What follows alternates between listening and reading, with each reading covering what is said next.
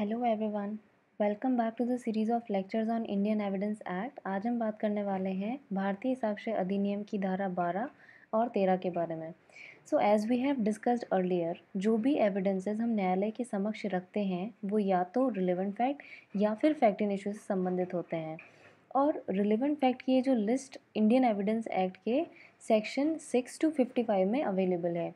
ये हमें उन फैक्ट्स के बारे में बताती है जो कि कोर्ट में रिलेवेंट या फिर सुसंगत माने जाएंगे।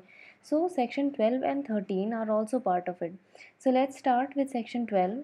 तो जब भी प्लेंटिफ सिविल सूट में डैमेजेस क्लेम करता है तो वो तथ्य जो कि न्यायालय को डैमेजेस का अमाउंट कैलकुलेट करने में हेल्प करते हैं वो भी सुसंगत तथ्य कहलाते हैं।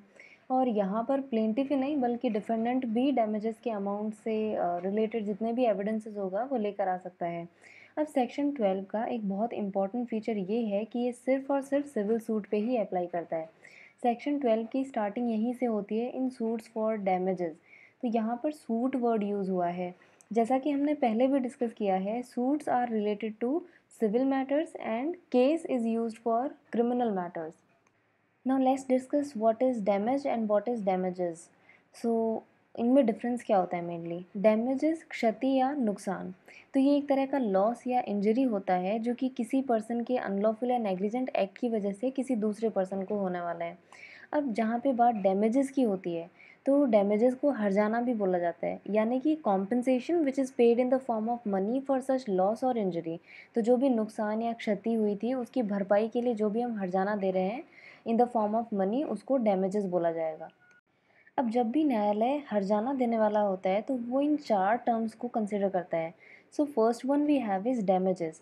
Now what are damages? I repeat it again, damages are such which put injured party in same position as he would have been if he had not sustain the loss. यानी कि अगर पार्टी को कोई भी नुकसान नहीं हुआ होता तो जो जिस पोजीशन में वो होता सेम पोजीशन में उसको वापस से रीइम्बर्स किया जाता है। So let's take an example. Suppose एक पर्सन है और उसको 1 लाख रुपए का नुकसान होता है। अब यहाँ पे जितने भी तरह के डैमेजेस आप दिलवा रहे हो वो 1 लाख रुपए अगर आपने दिलवाया है तो फिर वो जो होगा वो सिंपल डैमेजेस में आएगा। Next category we have is of general और ऑर्डिनरी डैमेजेस। यानी कि ये वो डैमेजेस होते हैं जो कि एक्चुअल लॉस पे डिपेंड करते हैं, ठीक है। तो एक्चुअल लॉस जो है it is somewhat more than normal damages. फिर next category we have is of nominal damages. Nominal damages कौन से होते हैं? जहाँ पे प्लेंटिफ को एक्चुअल में कोई तरह का नुकसान हुआ ही नहीं है लेकिन वहाँ पे उसका जो लीगल राइट था उसका वायलेशन हुआ है। अब ये कॉन्सेप्ट मेनली हम टॉर्ट में डिस्कस करते हैं कि सपोज़ ए जो है उसका लीगल राइट है कि उसके पास में वोट देने का अधिकार है। अब उसे सपोज़ वोट देने से रोका जाता है लेकिन जिस पार्टी को वो वोट देने वाला था वो एक्चुअल में जीत जाती है। तो इवन इफ़ उसको डैमेजेस या डैमेज किसी भी तरह का नुकसान नहीं हुआ है लेकिन यहाँ पर फिर भी उसका लीगल राइट जो है उसका वायलेशन हुआ है। Next category we have is of exemplary damages. Exemplary damages can be awarded in case of any kind of malice और फ्रॉड और डिफेमेशन। इन सब के केसेस में मेनली एग्जाम्पलरी डैमेजेस जो है वो हम दिलवाते हैं। Now there are few facts which are considered by court usually.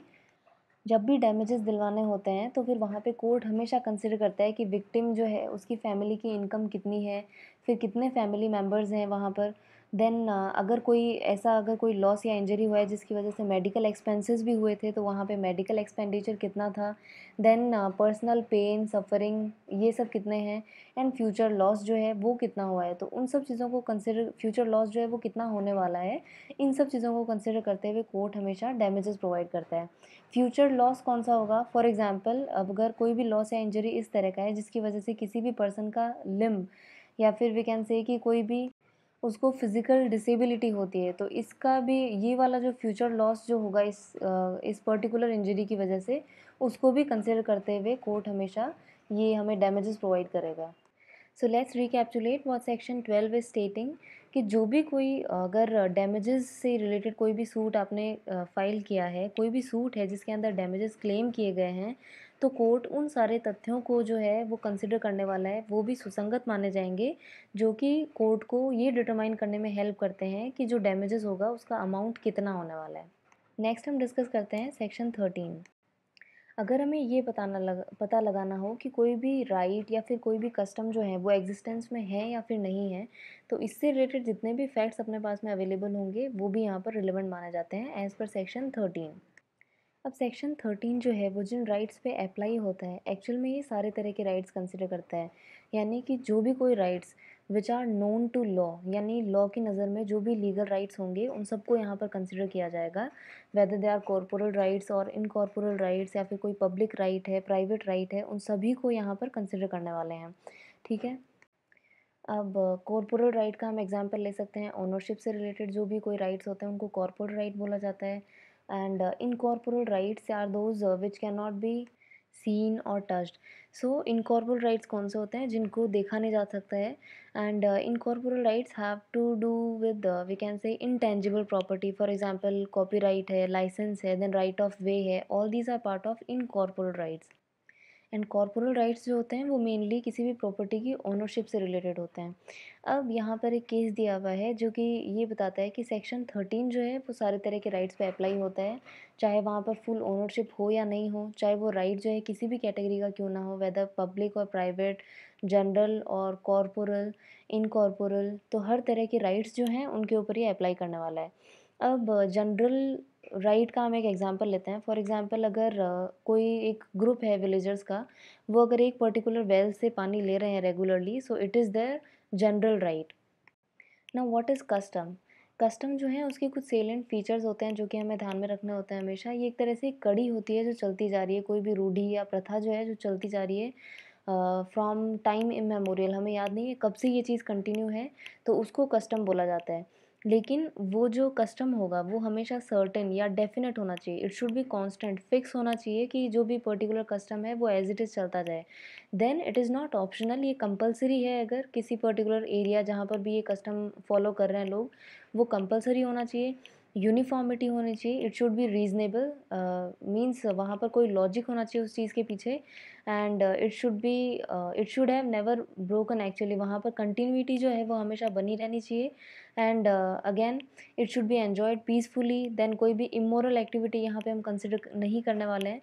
And कोई भी ऐसी एक्टिविटी है अगर वो अपोज टू मोरालिटी या फिर पब्लिक पॉलिसी जो होगी वो यहाँ पर कंसिडर नहीं की जाएगी। So that is all about custom.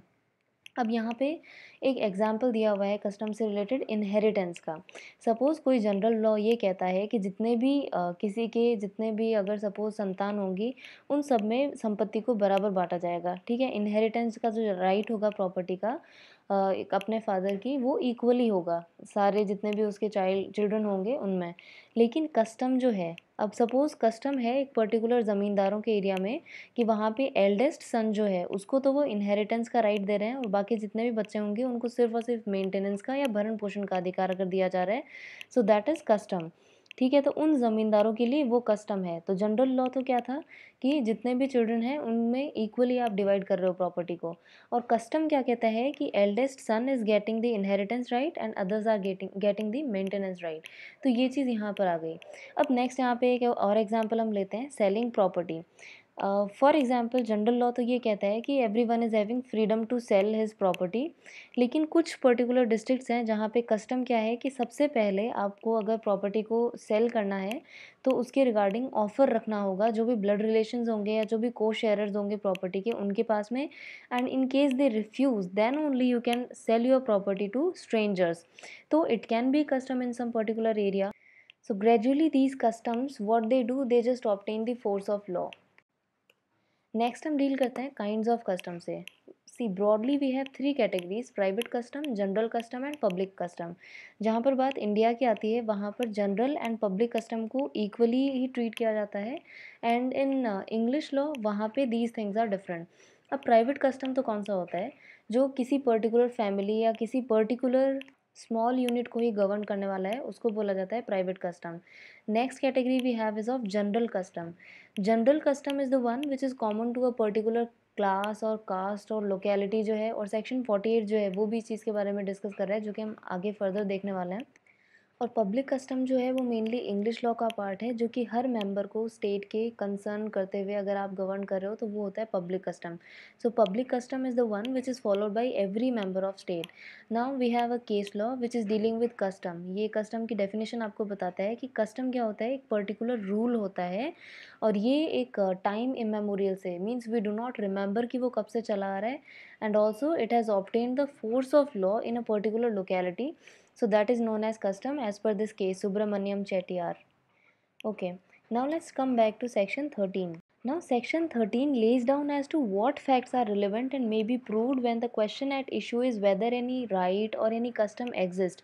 तो कोई पर्टिकुलर राइट और कस्टम जो है वो एग्जिस्ट करता है या नहीं करता है, उससे रिलेटेड अगर कोई भी आप तथ्य रख रहे हो तो वो भी सुसंगत माना जाएगा। Now this particular section has two different clauses. First one is clause A, that is transaction के बारे में बात कर रहे हैं, and second one is clause B which is dealing with particular instances.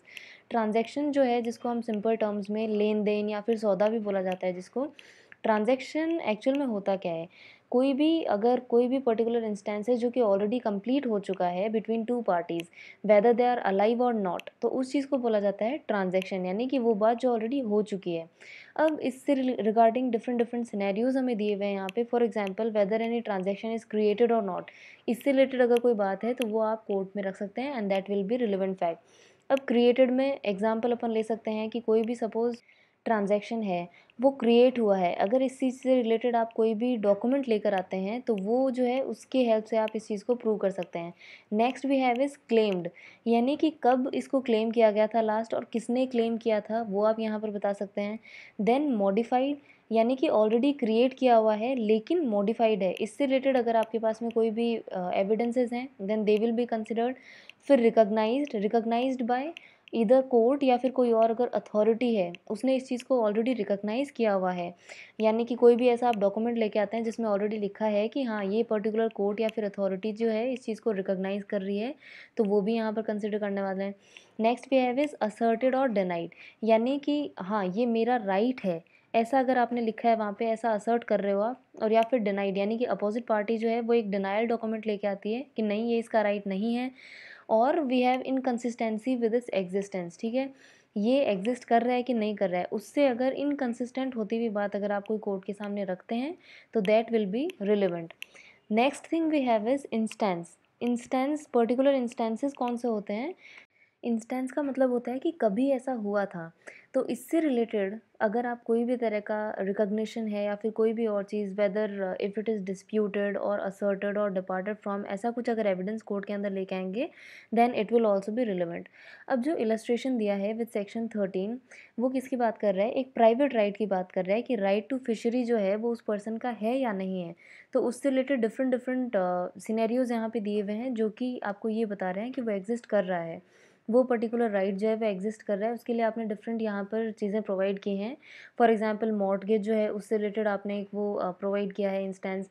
Then कोई अगर डीड है जिसमें साफ साफ वहाँ पे फिशरी का राइट उसको अगर अवेलेबल है, तो वो सारे इंस्टेंसेस जो हैं वो यहाँ पर हम कवर करने वाले हैं। So this illustration is mainly dealing with that private right.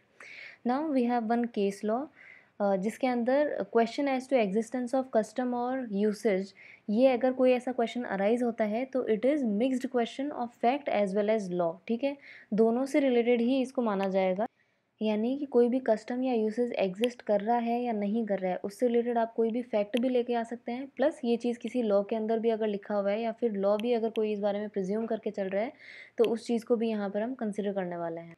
और इससे रिलेटेड जो बर्डन ऑफ प्रूफ है, कोई भी कस्टम है वो प्रूव करना एक्चुअल में किसको पड़ता है, जो भी पार्टी ये असरटेन करती है कि येस दिस पर्टिकुलर कस्टम और राइट एग्जिस्ट, तो वही पार्टी जो है that will going to prove this thing. So this is all about section 12 and 13 of Indian Evidence Act. Thank you.